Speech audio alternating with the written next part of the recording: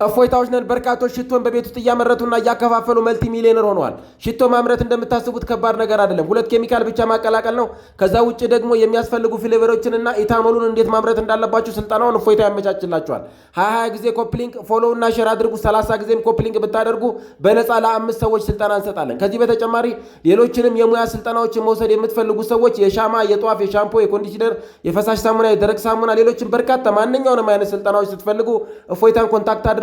የሙያ ባለቤት እናደርጋችኋለን። በአጭር ጊዜ ሚሊዮነር ትሆናላችሁ። ከዚህ በተጨማሪ ሌሎችም የዲኮሬቲቭ ሻማዎችን እናመርታለን ካላችሁ ከነስልጠናው ከነጥሬቃው እፎይታ የሚያመቻችላችሁ ይሆናል።